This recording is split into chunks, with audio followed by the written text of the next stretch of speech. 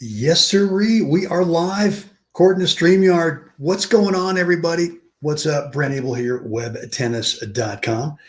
Another episode of 7 Around 7 here in the Rocky Mountains. It's 7 Around 8. No matter. Beautiful day here in the Steamboat Springs area, looking up at Mount Warner. And wow. Got 11 o'clock hit this morning with my good friend David.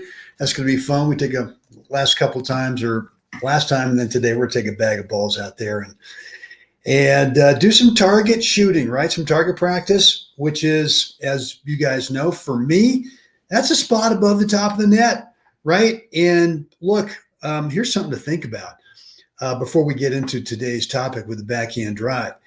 What if you were to take every shot that you played for the next day, right? Or the next time you're out in the court, and hit every ball above 2 feet above the center strap, right in the middle of the court, right? So if someone played a ball right back down the center service line, right to you, right over the center strap, play your shot in the exact same line. How often does that happen? It's pretty darn rare. So if someone takes you a little bit wide, maybe halfway between the center mark and the baseline and the single sideline, if your target is simply a spot above the center strap, you're going to have a nice cross-court shot, right? So use that as your target, right? I mean, now it's tangible. It's not kind of a spot up there. It's not kind of a spot over above the top of the net. It is tangible, right? So anyway, that's just kind of top of the mind. That just sort of popped in my brain this morning. But that's something that I'm going to be working on today with Dave. He's going to feed me a bag of balls, where it's forehand, backhand. Maybe he'll mix them up, and then I'll reciprocate. We'll pick up, and I'll do the same for him. Look, why not get a practice partner out there? Get a bag of balls, about 50 balls, and look, decide what you guys want to work on, right? I mean, for me, it's really it's not anymore about technique. It's really about target, and I got to get much more into my mind in terms of anything that I'm consciously thinking about. What's my target? What's going to be a spot above the top of the net? I got to stop thinking and tinkering about technique, at least for now. Maybe somewhere down the road, there's a little adjustment I want to make. That's fine. But right now I'm in the mode of just target practice, right? And I'm not thinking about a spot on the other side of the court.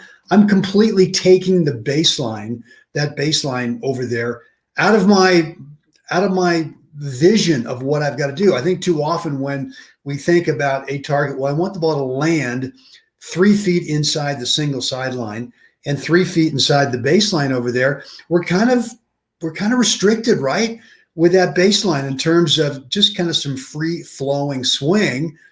And for me, if I just simply bring the target closer to me and make it a spot above the top of the net, guess what? I just don't even think about that baseline. And I seem to get a much more natural swing through the ball, right? As if we've talked about before, where you get 3 or 4 balls lined up in a row towards your target, you're going to hit through all 3 or 4 of those in a row as you swing forward. So there you have it. That's kind of my goal, what I'm going to work on this morning with David.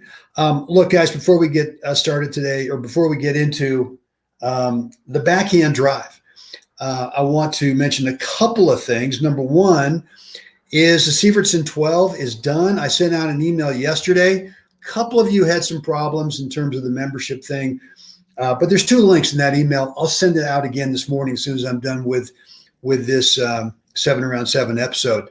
Look, if you're not on my email list, you got to get on. That's the way that you're going to get access to the Sievertson 12. Just go over to webtennis.com. You can see that. You can see webtennis.com right below my mug there. And look, it's free. I'm not going to spam you. I will shoot you an email probably every day as a link to the YouTube replay of each one of the 7 Around 7s. But anything else that I upload that I think might be useful for you, that will also be included in an email. But if you want to get access to the Sievertson 12, you got to be in my email list. Guys, if you've had any problems either with your initial sign up for the members area, or maybe you signed up a while ago and you're having a little problem getting in, just let me know. I'm more than happy to get you in there. So there you have that. The other thing is down below in the description area is a link to 98.6 Dave Doherty's high performance tennis clothing. This is some good stuff. And Dave has generously offered us, Rich, thank you, man. I'm getting distracted with your comment. Hold on for a sec. Dave has generously offered us a 15% discount off our initial order. Shorts, shirt, or shirts plural, hat or hats plural. Go on over there when we're done today and check out 98.6 and pick up a pair of shorts, a shirt or two, and a hat. I really think that you're going to love this clothing. That link is down below in the description area, 98.6. Rich, listen to the Severson 12 last night. Great work on that, and we'll take them with me today in my match in SF in San Francisco. Cool. What do you got in San Francisco, Rich? That practice match, league match, tournament match? Where in San Francisco? Maybe my old stomping grounds at the Cow Club over there in Bush and Scott Street. Great club. One of the original clubs on the West. Originally, started in 1884. Whoa. Been around a while. Some greats there. Guys, let's talk about the backhand drive and the 8 o'clock corner. And let me, I want to bring up a video here for you. Just a little tiny video, and let's find it here. And there it is. There it is. Let me go back and do this one time. Make sure you can see most of the video. Okay. And hold on. Stick with me. Come on. I know. Here we go. Okay. So when I talk about the 8 o'clock corner, what I'm talking about is I try to feel, for me, if I get the top of my racket coming around, and let's define a drive. I'm not going to slice it. I'm actually going to drive it, right? And it's going to have a little bit of top. This is not like, a backhand flick, type of topper, right? I'm actually going to drive through the ball. I'm going to drive forward through it. Yes, it's a little low to high, so it's got some top. But what I feel to really make sure that I drive through the ball is I feel like I want to get the top of my racket to come around the 8 o'clock corner of the ball. So as I'm looking at the ball right now, as in terms of the face of the clock, and I know I'm going to get some people, I'm going to get some smart alouts who go, come on, Brent, corner? It's a round circle. How can that be a corner, right? Well, okay. Well, for me, it's a corner. And when I get the top of my racket containing the outside area of the ball and not just thinking about making contact with the back of the ball, right? That allows me to drive forward and finish out towards my target, right? So if you're a righty, it's an 8 o'clock corner. If you're a lefty, it's a 4 o'clock corner. Same deal, right? You want to get the top of your racket around the outside of the ball. And look, if you open the shoulders too early, how do you get around the corner?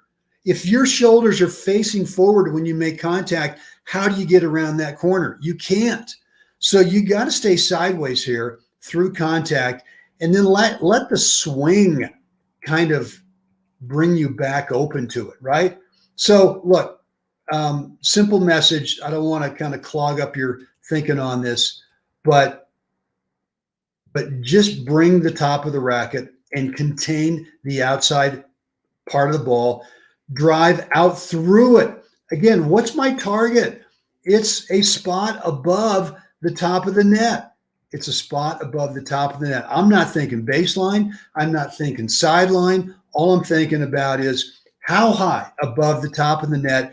And let's say that I thought, well, I want to go over the top of the center or the top of the center strap, right? Well, all right, maybe I'm a hair early here going over the center strap, and I'm still okay, right? So like on a backboard, if this ball was coming off the backboard and the white painted line on the backboard right here, what do we think about? All we think about is, I want to hit the ball above the white painted line.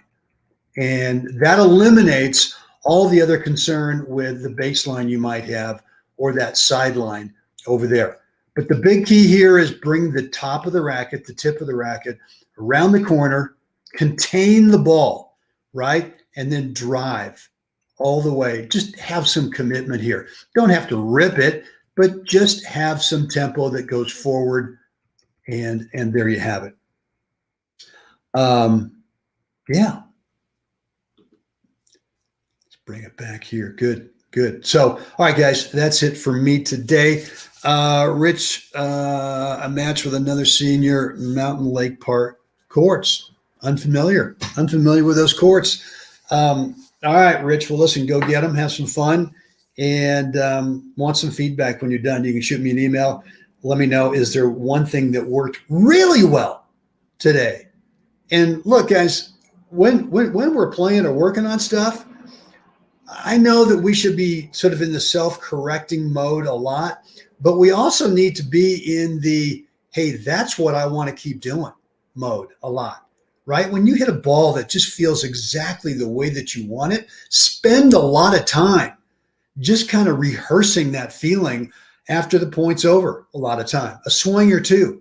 Spend a lot of time when you're off the court, sitting down and just visualizing, shutting your eyes and getting inside your head and visualizing, and just hold on, Jerry, I'll get to you. But visualizing not only the feeling, but sort of as if you're observing yourself, right? You're a spectator observing yourself, and you're seeing what it looked like, right? You're looking at the swing, you're looking at the trajectory of the shot. Spend more time with the good stuff. And look, here's something that I've talked about before. And this is so easy. I mean, now with our phones, with the video capabilities we have, look, I mean, if you really, really want to get into this, if you really want to get better, you ought to be taking some video of you playing.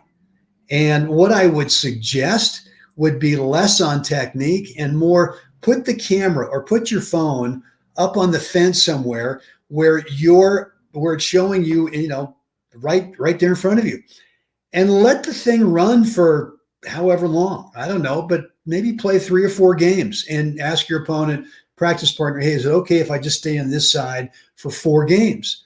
And so that you get to serve 2 games and you get to return 2 games and play some points. And out of those 4 games, right? I mean, it's going to be at least 16 points, right? Let's call it 30 points.